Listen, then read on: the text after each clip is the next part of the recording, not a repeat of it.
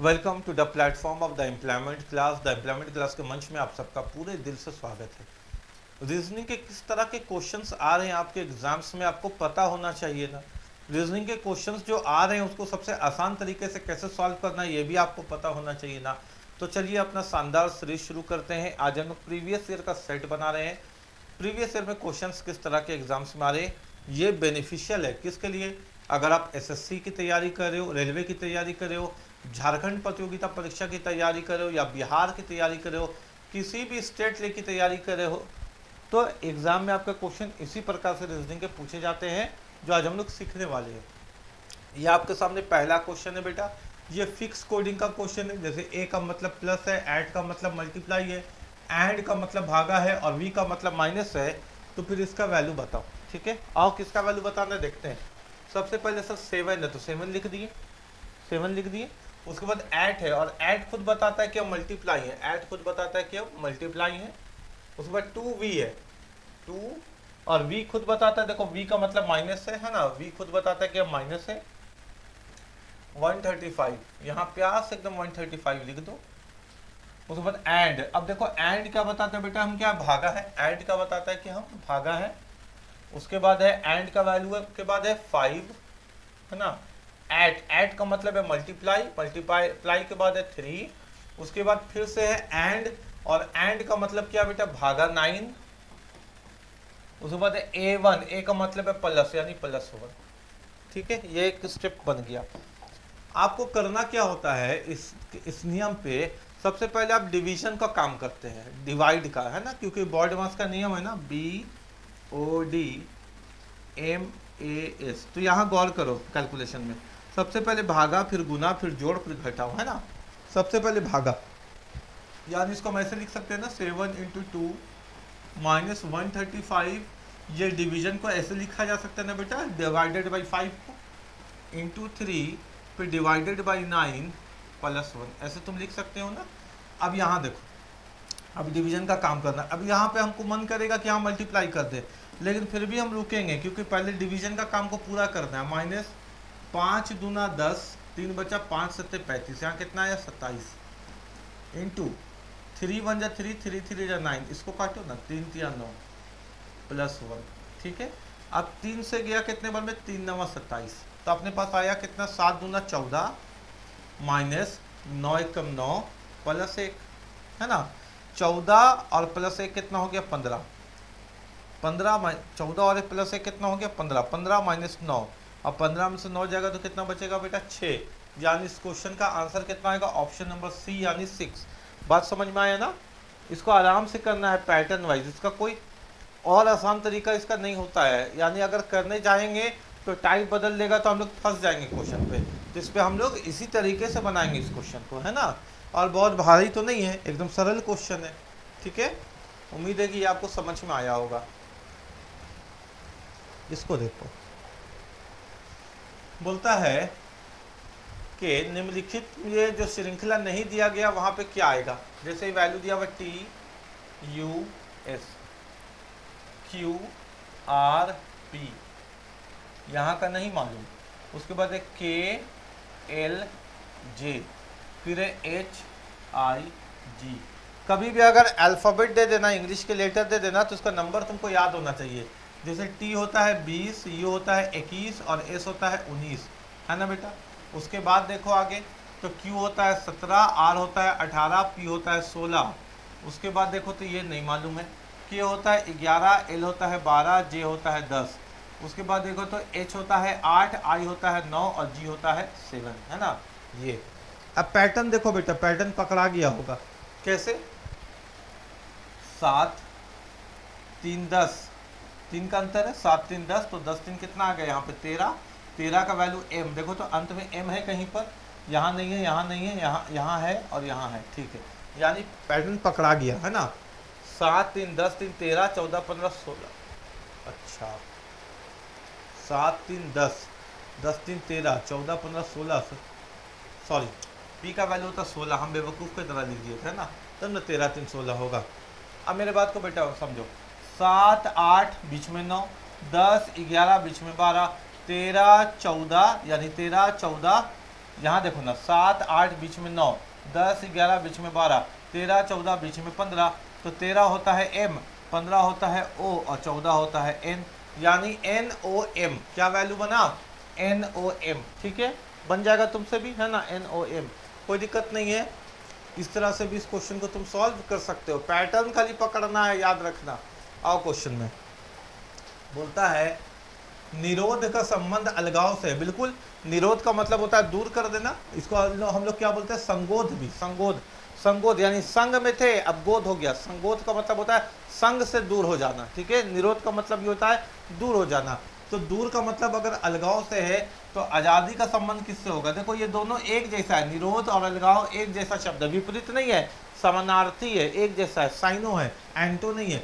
तो आज़ादी, आज़ादी का मतलब होगा सेपरेशन, तो उल्टा होगा, कस्टडी भी उल्टा होगा, मुक्ति, बिल्कुल, आज़ादी मुक्ति, आज़ादी भी अच्छा है, मुक्ति भी अच्छा है ना, और स्थापना तो कोई मतलब ही नहीं निकलता है। ठीक है, मतलब निरोध अगर अलगाव से मतलब है, निरोध का मतलब भी अलग करना और अलगाव का मतलब भी अलग करना, आज़ादी का मतलब फ्रीडम और मुक्ति का मतलब भी फ्रीडम। ठीक है, ऐसे इस क्वेश्चन को हम लोग देख सकते हैं ना। आओ आगे, ये इस तरह के क्वेश्चंस आ रहे हैं आपके एग्जाम्स में। ठीक है, बोलता है कि नीचे दिए गए अनुक्रम में कितने 6 ऐसे हैं। अच्छा सर, किसको देखना है, 6 को देखना है। क्या बोला कि कितने 6 ऐसे हैं, कैसे, जिनके तुरंत पहले 3 है, यानी कितने 6 ऐसे हैं जिनके तुरंत पहले 3 है लेकिन तुरंत बाद 0 नहीं है। अच्छा, यानी 36 के साथ कोई नंबर होना चाहिए, 0 नहीं होना चाहिए। कितने 6 ऐसे हैं, ये देखिए एक है, 36 प्लस कोई नंबर है, 0 नहीं होना चाहिए। और देखिए यहाँ पे 36 दिखा हमको, 36 के साथ कोई नंबर है, यहाँ पर भी है 36 के साथ कोई नंबर है, यहाँ पर भी है 36 के साथ 0 है, नहीं चाहिए। यहाँ देखिए 36 के साथ 0 है, नहीं चाहिए। तो यहाँ पे हमको मिला 1 बार, 2 बार, 3 बार। कितने बार मिला बेटा, 3 बार, है ना। कितने 6 ऐसे हैं जिनसे पहले 3 है, तो अगर हम ऐसे भी देख लें, यहाँ 6 है, इससे पहले 3 है, कोई नंबर, यहाँ 1 बार, यहाँ पे 3 है, इससे पहले 6 नहीं है, यहाँ पे 3 है, इससे पहले 6 नहीं है ना, सॉरी कितने 6 ऐसे, यहाँ पे 6 है, इससे पहले 3 है और कोई नंबर, ये बन गया अपना। और यहाँ पे 6 है लेकिन इससे पहले 3 नहीं है, यहाँ पे 6 है, इससे पहले 3 है, कोई नंबर, यहाँ पे 6 है, इससे पहले भी 3 है, कोई नंबर, और यहाँ पे 6 है, इससे पहले 3 है लेकिन 0 आ गया, यहाँ पर भी 6 है लेकिन इससे पहले 3 नहीं है, यहाँ पर भी 6 है लेकिन इससे पहले 3 है लेकिन बाद में नंबर नहीं है। बात समझ में आ रहा है ना, तो भी कितने बार दिखा, 3 बार। क्लियर है, यानी ये पैटर्न पे हमको फॉलो करना था इस क्वेश्चन को, समझ पा रहे हो ना, इस पैटर्न पे हमको फॉलो करना था इस क्वेश्चन को। अब देखो ये क्वेश्चन क्या बोलता है, क्वेश्चन जरा गौर कर लिया जाए। निम्नलिखित उदाहरण को पढ़ने, निम्नलिखित उदाहरण ध्यान से पढ़े और उपलब्ध दी गई जानकारी के आधार पर सवालों का जवाब दे। यानी पैसेज दे करके आपसे पूछा है कि इन चारों क्वेश्चन का जवाब दीजिए। ठीक है, चलिए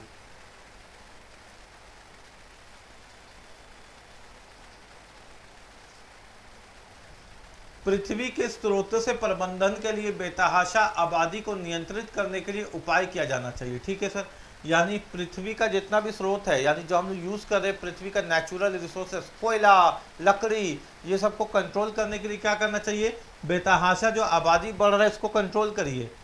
हमें वे तरीके खोजने चाहिए जिससे प्राकृतिक स्रोतों के उत्कृष्ट तरीके से इस प्रकार उपयोग हो जिससे लोगों की बढ़ती ज़रूरतों को संतुष्ट किया जा सके। यानी हम लोगों को इस तरह से काम करना चाहिए, इस तरह से नेचुरल रिसोर्सेज का प्रयोग करना चाहिए कि लोगों का जो ज़रूरत है उसको पूरा किया जा सके। ऐसा नहीं कि एक घर में नल 24 घंटा खुला हुआ और बह रहा है पानी, और एक जगह महीनों महीनों पानी के लिए तरस दी है ना। तो बैलेंस करना चाहिए ताकि सबको मिले। सौर ऊर्जा का इस प्रकार इस्तेमाल हो जिससे कोयला, लकड़ी और ऐसे ही ईंधनों की बढ़ती मांग को प्रस्तापित किया जा सके। एकदम सही बात है। अगर सोलर एनर्जी का सही तरह से प्रयोग हुआ तो कोयला का, लकड़ी का और ऐसे ही ईंधनों की बढ़ती जो मांग उसको कंट्रोल हम लोग कर सकते हैं। सोलर एनर्जी एक अच्छा विकल्प है लेकिन हम लोग इस्तेमाल इसका नहीं कर रहे हैं। बरसात के पानी का संग्रहण होना ही चाहिए जिससे शहरी जनसंख्या की पानी की मांग को पूरा किया जा सके। यदि हम भूमि के स्रोतों को पहले ही कम कर देंगे तो हम निश्चित ही देर सवेर दूसरे ऐसे ग्रह की खोज करनी होगी जहां पृथ्वी जैसा जीवन हो सके। बरसात का पानी आया, अभी देखो ना बह रहा है, इसके लिए हम लोगों को वाटर हार्वेस्टिंग सिस्टम का इस्तेमाल करना चाहिए ताकि शहर में जो पानी की आपूर्ति है उसको पूरा किया जा सके। नहीं तो हम लोगों को पृथ्वी जैसा एक ग्रह खोजना होगा, क्योंकि पृथ्वी को हम लोग पूरी तरीके से बर्बाद कर चुके होंगे। अब ये 4 ऑप्शन में कौन सा सही है उसको बताना है। सौर मंडल में पृथ्वी जैसा एक और ग्रह है ऐसा तो नहीं बताया, यहाँ तो बोला कि ग्रह की खोज करनी होगी, ग्रह है ही नहीं।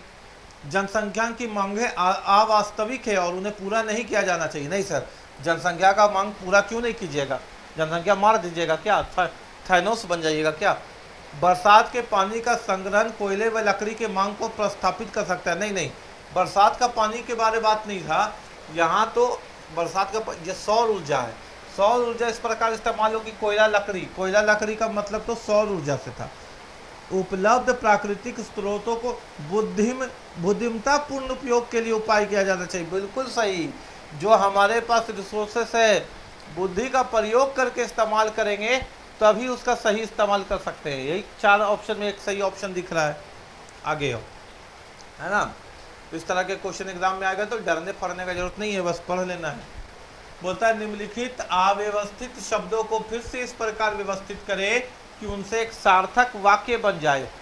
यहाँ से क्या बनेगा, यहाँ से बनेगा RED, है ना, आसान है। यहाँ से बनेगा लूप से ब्लू, BLUE। यहाँ से बनता हुआ दिख रहा ऑरेंज, ORANGE, ठीक है। यहाँ से बनता हुआ दिख रहा पिंक, चारों कलर ही तो है पिंक, है ना।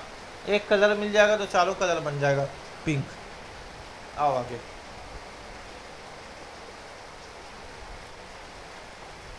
यदि प्रिंटर को ये कोड कहा जाता है तो इंटरप्रेटर को क्या कहा जाएगा। अच्छा सर, इंटरप्रेटर, इंटरप्रेटर अभी बताते हैं सर क्या कहा जाएगा। यहाँ पे आई है, आई ऊपर से तीसरा और ऊपर से तीसरा है एट, यानी आई के जगह पे एट आएगा सर, आई के जगह पे एट आएगा सर। उसके बाद एन है, एन का मतलब 1 2 3 4, ऊपर से चौथा 1 2 3 4 यानी ऑपरेटर, ये वाला स्टार आएगा सर। एट के बाद ये वाला स्टार आएगा सर। उसके बाद है मेरे पास टी, टी है आपका पीछे से तीसरा, 1 2 3 पीछे से तीसरा यानी ये वाला आएगा सर, है ना, ये वाला आएगा सर। यानी ये तो हो नहीं सकता सर, क्योंकि तीसरा स्थान पे आना चाहिए था, ये नहीं हो सकता, या तो ये होगा या तो ये होगा, ठीक है। उसके बाद है ई, ई हो, ई आपका कहाँ पे बेटा, ई कहाँ पे, पीछे से दूसरा, पीछे से दूसरा यानी एंड, ऐसे वाला, ठीक है, एंड। उसके बाद आपका क्या है बेटा, उसके बाद है आर, आर आर, आर एकदम अंतिम वाला यानी हैश, आर एकदम अंतिम वाला यानी हैश, आर एकदम अंतिम वाला यानी हैश, यानी एंड के बाद हैश आना चाहिए। एंड के बाद ये वाला एक्सक्लेमेटरी साइन नहीं आना चाहिए, एंड के बाद हैश हमको यहीं दिख रहा है, तो यही हमारा आंसर होगा। बोलिए बात समझ में आ रहा है कि नहीं आ रहा है, बिल्कुल आता होगा। आइए अगले क्वेश्चन पे, है ना, ये भी आपको समझ में आ गया होगा, ठीक है। अगला क्वेश्चन देखिए, इस तरह के क्वेश्चन एग्जाम में आ जाए तो उम्मीद है कि आप बना लोगे, है ना। रीजनिंग में इसी तरह का क्वेश्चन आता है। ग्रेट, GREAT, ग्रेट का मीनिंग दिया है JOEJK, JOEJK। सबसे पहले हमने क्या बताया कि जहां पे लेटर दिखे आपको नंबर लिख दो, ये 7 है, ये 18 है, ये 5 है, ये 1 है, ये 20 है कि नहीं, ये 10 है, ये 15 है, ये 5 है, ये 10 है, ये 11 है कि नहीं। कोडिंग डिकोडिंग हम जब पढ़ाए थे ना तो ज़बरदस्त तरीके से याद करवाए, ये सब जाके वीडियो देखो कोडिंग डिकोडिंग का जो हम तुमको पढ़ाए हैं। सर बीच वाला तो सेम दिख रहा है, ये बीच वाला सेम है, ठीक है।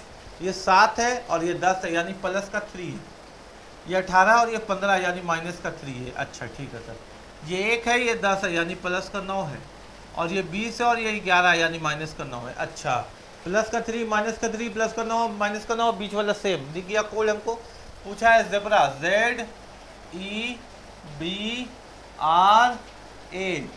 अच्छा, ये बीच वाला तो बराबर ही होगा सर, ये बी है तो ये भी बी होगा, बीच में बी आना चाहिए।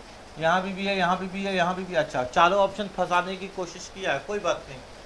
ये कितना नंबर में है बेटा, ये है तुम्हारा 26 नंबर में, ये 5 नंबर में, ये 18 नंबर में और ये 1 नंबर में।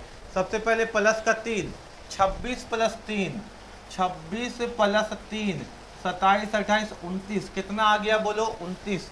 कभी भी अगर तुमको मालूम है अंग्रेजी में कितना लेटर होता है मेरा बेटा, तो तुम बोलोगे सर अंग्रेजी में जो लेटर होता है ना वो केवल 26 ही होता है। अगर 26 से ज़्यादा आ गया ना, जैसे 26 से ज़्यादा आ गया तो उसको 26 से माइनस कर दो।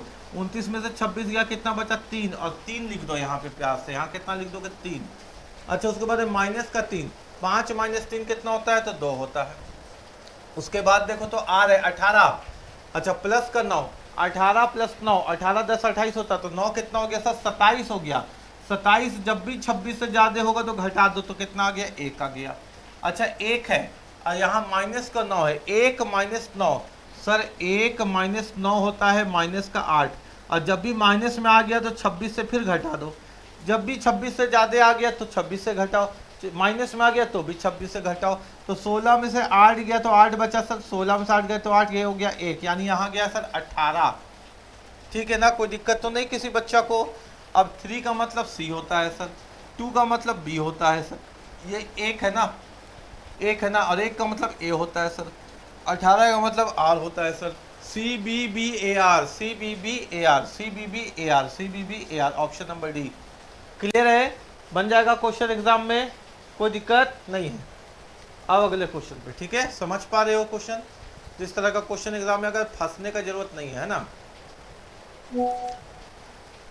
अगर 27 दिख गया तो इसका मतलब अपोजिट लेटर का खेल है। 27 दिख गया ना, 27 तो अपोजिट लेटर का खेल है। जैसे Q का वैल्यू कितना दे रखा है, 10, ठीक है। FAX का वैल्यू दे रखा है कितना, 50, ठीक है। और तुमसे बोला जीरोक्स का वैल्यू XEROX का वैल्यू, देखो मेरा बेटा Q होता है 17, 17 का वैल्यू 10, 17 का वैल्यू दिया है 10, 17 का वैल्यू दिया है 10। क्यों दिया है बेटा, इसका कारण समझो, इसका लॉजिक समझो। 17 और 10 को आपस में जोड़ोगे तो 27 आएगा, कितना आएगा, 17 और 10 को आपस में जोड़ोगे तो 27 आएगा। या फिर तुमको अपोजिट लेटर पता होना चाहिए। यहाँ पे Q है और यहाँ पे 10 है, और 10 किसका वैल्यू होता है, J का, और Q और J आपस में क्या होता है, अपोजिट। हमने तुमको याद कराया था ना, जैक का J और Q आपस में अपोजिट होता है, यानी अपोजिट लेटर का नंबर दिया है।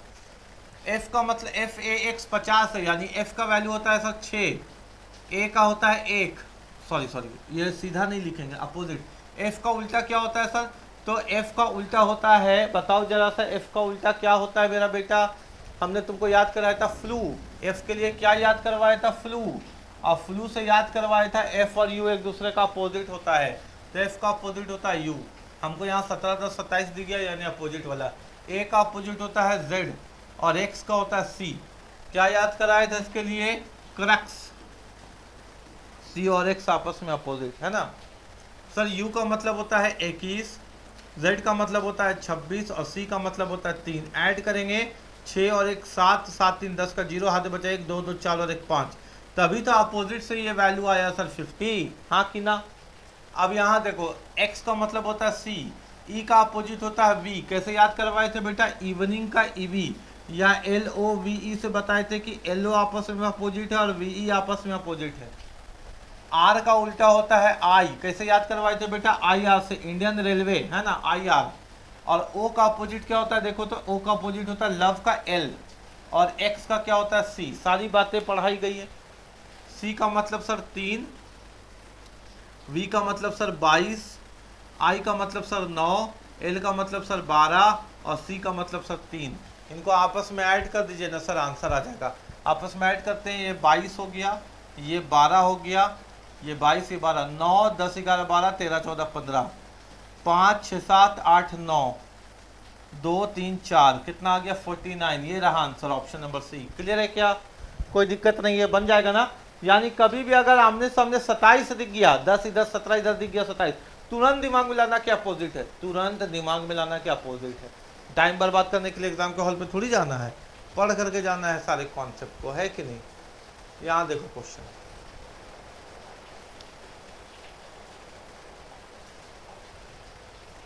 नीचे कुछ कथन और उसके बाद कुछ निष्कर्ष दिए गए। कुछ इलेक्ट्रीशियंस प्लम्बर है, ये कुछ इलेक्ट्रीशियंस है, इसका कुछ हिस्सा जो है वो प्लम्बर है, ठीक है। कुछ इलेक्ट्रीशियंस प्लम्बर्स है, सभी प्लम्बर्स मैकेनिक है। अच्छा सर, यानी जितना भी प्लम्बर्स है यहाँ से यहाँ तक सब मैकेनिक है, सब मैकेनिक है, ठीक है सर। तो ऑप्शन नंबर 1 देखो, निष्कर्ष एक, कुछ मैकेनिक्स इलेक्ट्रीशियंस या प्लम्बर्स है, कुछ मैकेनिक का ये कुछ हिस्सा जो है ये इलेक्ट्रीशियंस में भी आया है, और ये कुछ हिस्सा जो है देखो प्लम्बर्स में भी आया है। यानी पहला कथन से ये मैकेनिक है ना, ये मैकेनिक है। अगर तुम ऐसे देखो, ये जो मैकेनिक का हिस्सा ये वाला आ रहा है, ये इलेक्ट्रीशियन के सर्कल पे घुसा हुआ है कि नहीं, हाँ। और ये प्लम्बर के भी सर्कल में घुसा हुआ है कि नहीं, हाँ। तो कुछ मैकेनिक इलेक्ट्रीशियन और प्लम्बर हैं। ऑप्शन नंबर 2, सभी इलेक्ट्रीशियंस मैकेनिक नहीं है, जितना भी इलेक्ट्रीशियंस है मैकेनिक नहीं है। नहीं है सर, बस यहाँ तक मैकेनिक मेरे को दिख रहा है, यहाँ तक मैकेनिक दिख रहा है, लेकिन ये जो बचा हुआ हिस्सा है ये सब इलेक्ट्रीशियंस मैकेनिक के सर्कल में आया ही नहीं। यानी 2 वाला भी बिल्कुल सही है, क्योंकि सभी इलेक्ट्रीशियन मैकेनिक नहीं है। यानी निष्कर्ष 1 और निष्कर्ष 2 दोनों सही है। क्या समझा आपने? बोथ आर करेक्ट, दोनों सही है। कंक्लूजन है ना, अजम्पशंस एंड कंक्लूजन से क्वेश्चन आता ही है, आपने देखा है इसका। विकल्प का चयन करें जो नीचे जैसे जोड़े को दर्शाता है, न्यूनतम मिनिमम, अधिकतम मैक्सिमम, मिनिमम मैक्सिमम, अपोजिट है विपरीत है, दुखी क्रोधित पहला दूसरा, खुश प्रसन्न, सबसे खराब सबसे अच्छा। बहुत बच्चा वाला क्वेश्चन था, सबसे खराब सबसे अच्छा एक दूसरे का अपोजिट है ना, ठीक है। खुश और प्रसन्न तो एक ही जैसा शब्द है, पहला के बाद दूसरा अपोजिट थोड़ी होता है, पहला के बाद अंतिम होता है अपोजिट। और दुखी तो क्रोधित इसके बाद का रिएक्शन है ना, इसके बाद का रिएक्शन है।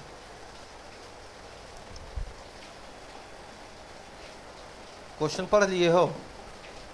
तस्वीर की ओर देखकर, क्या नाम है उसका, अदाविता, तस्वीर को ओर देखकर अदाविता ने कहा, अनिरुद्ध मेरी दादी, अनिरुद्ध मेरी दादी, मेरी दादी यानी अदाविता की दादी। ये अदाविता हो गई, इसके पापा और पापा की मम्मी, ये अदाविता की दादी हो गई। बात समझ में आ रहा है ना? ये देखो ना, ये अदाविता हो गई, अदाविता की दादी बनाना है तो इसके पापा बनाओ और फिर इसके ऊपर इसकी मम्मी बनाओ, ठीक है। पापा की मम्मी इसकी दादी हो गई, ठीक है। मेरी दादी की बेटी, इसकी दादी की बेटी, इसकी दादी की बेटी यानी इसके पापा की बहन, इसके पापा की बहन। मेरे दादी की बेटी की भतीजी, की भतीजी, इसकी बेटी की भतीजी कौन लगेगी? इसके पापा की बेटी, इसके पापा की बेटी खुद अदाविता है, इसके पापा की बेटी खुद अदाविता की भतीजी के पिता, पिता है। ये कौन है पिता? तस्वीर वाले पिता हैं। अगर है लिखा हुआ मिल गया तो शुरुआत में जिसकी ओर बात हो रहा था वही होता है का मतलब तस्वीर। ये तस्वीर वाले हैं, ये तस्वीर वाले हैं, पिता हैं, ठीक है। मेरे दादा के केवल 2 ही संतान थी, 2 ही संतान है, ये पापा और ये पापा की बहन। अनिरुद्ध का अदेवता से क्या रिश्ता है? यही तो तस्वीर वाले अनिरुद्ध है। तो अनिरुद्ध का अदेवता से क्या रिश्ता है? बाप बेटी का, पिता बेटी। एकदम आसान क्वेश्चन था। अगर ये समझ में नहीं आया तो फिर प्रैक्टिस करना पड़ेगा ना, फिर तुमको ब्लड रिलेशन पढ़ना पड़ेगा ना बेटा। देखो जाके वीडियो पूरा कंप्लीट पढ़ाए हैं ब्लड रिलेशन, एक भी टाइप नहीं छोड़े हैं। जाके रीजनिंग पढ़ो तो एक बार, मेरे तुमको प्लेलिस्ट पे मिल जाएगा रीजनिंग के, है ना, कंप्लीट ब्लड रिलेशन पढ़ाए।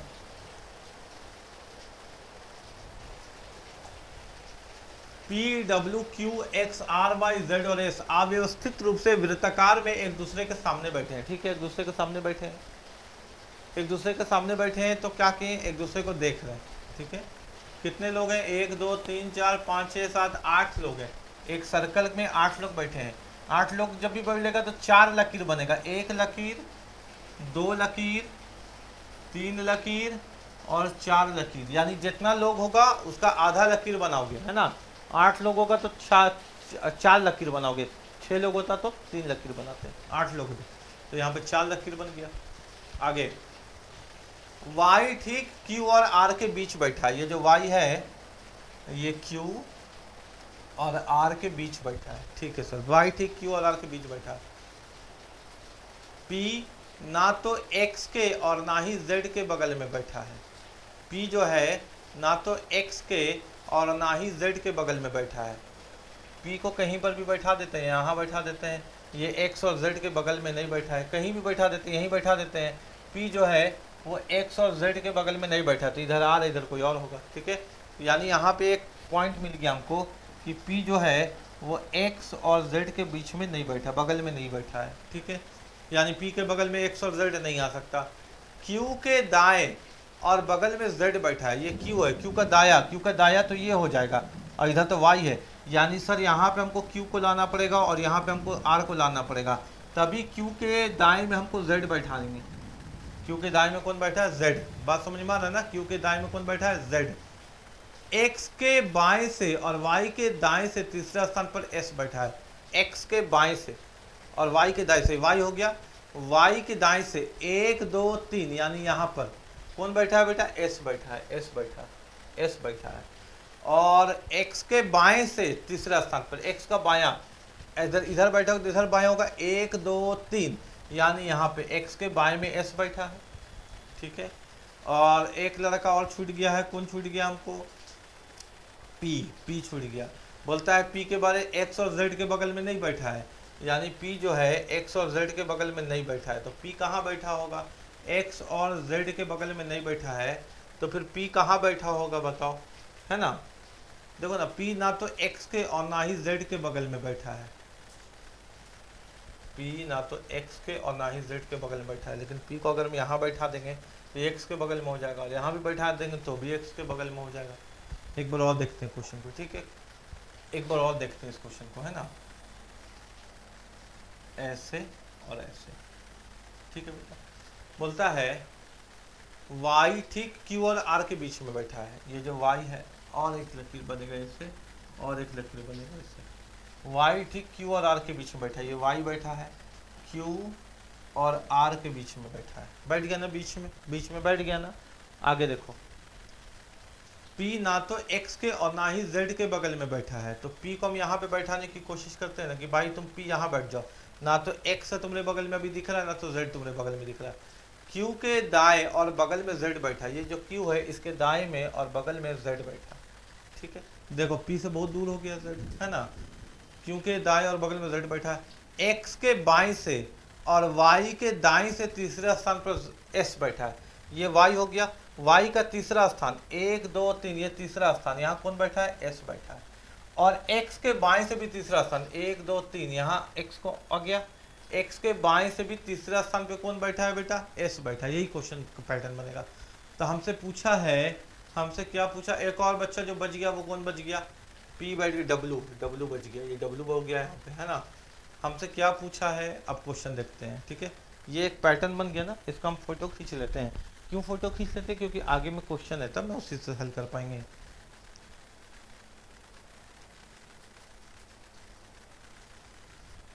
अब देखो क्वेश्चन क्या पूछ रहा है अपने पास।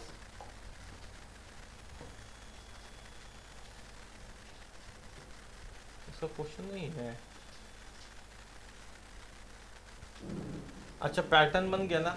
पूछता कि y के बगल में कौन है या x के सामने कौन है, या नहीं पूछा, तो एक पैटर्न बनाने के लिए दिया होगा खाली, है ना। और इसका होना चाहिए था, लेकिन क्वेश्चन का सर्कल इसी तरह बनता है और फिर आगे काम होता है। अब नहीं है तो क्या कर सकते हैं, ठीक है।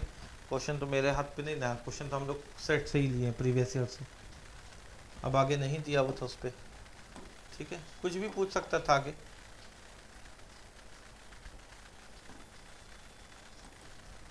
जैसे ही क्वेश्चन, ठीक है, ये तुमको दिख रहा होगा। बोलता है कि निम्न आकृति के अध्ययन करें और उस पर आधारित आकृति के सोसाइटी में बच्चों के मनपसंद आइसक्रीम फ्लेवर्स को दर्शाती है। जो सर्कल है चॉकलेट है, ये चॉकलेट है। जो स्क्वायर है ना, ये वाला स्क्वायर, ये वैनिला है। और जो ट्रायंगल है ना, ये ट्रायंगल, ये स्ट्रॉबेरी, ठीक है, ये स्ट्रॉबेरी है। अब क्वेश्चन इस पे आया है, कैसे क्वेश्चन आया है वो देखो। ये इस तरह का क्वेश्चन सर्कल वाला पे भी होना चाहिए था, पता नहीं क्यों नहीं। कितने बच्चे स्ट्रॉबेरी पसंद करते हैं लेकिन वैनिला पसंद नहीं करते, ये क्वेश्चन है। कितने बच्चे स्ट्रॉबेरी पसंद करते हैं? पहले ये देख लो, ये चॉकलेट है गोल वाला, ठीक है, ये खराब दिखता होगा तुमको इसलिए अच्छा से लिख देते हैं, एग्जाम में लिखा आएगा। वैनिला है और ये ट्रायंगल वाला तुम्हारा स्ट्रॉबेरी है।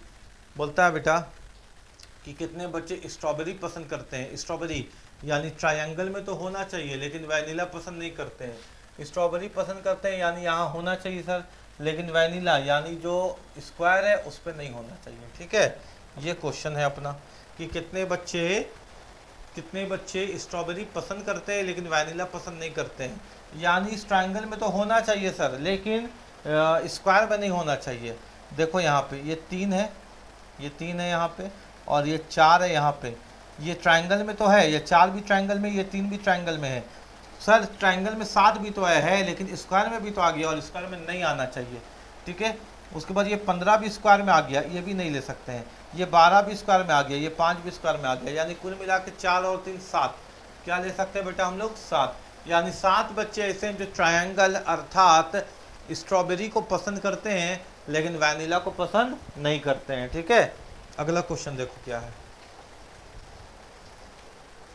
अगला क्वेश्चन तुमको बोलता है कितने बच्चे चॉकलेट और वैनिला दोनों को पसंद करते हैं? सर चॉकलेट कौन वाला है? सर्कल वाला। और वैनिला कौन है? स्क्वायर वाला। और स्ट्रॉबेरी कौन है? ये ट्रायंगल वाला। चॉकलेट और वैनिला दोनों को पसंद करते हैं, यानी सर्कल में भी होना चाहिए और स्क्वायर में भी होना चाहिए, लेकिन स्ट्रॉबेरी को पसंद नहीं करते हैं, लेकिन ट्रायंगल में नहीं होना चाहिए, ठीक है। ट्रायंगल में नहीं होना चाहिए।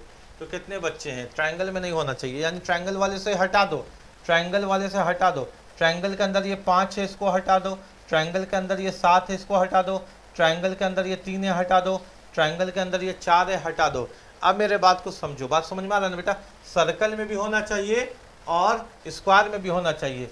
ये 12 जो है ये सर्कल में नहीं है, केवल 15 एक ऐसा नंबर है जो सर्कल में भी दिख रहा है और स्क्वायर में भी दिख रहा है। कौन? केवल 15। बात समझ में आ रहा है क्या? तो इस तरह से इस क्वेश्चन को हम लोग सॉल्व करते हैं, जहां है उसको लेंगे, जहां नहीं है उसको नहीं लेंगे।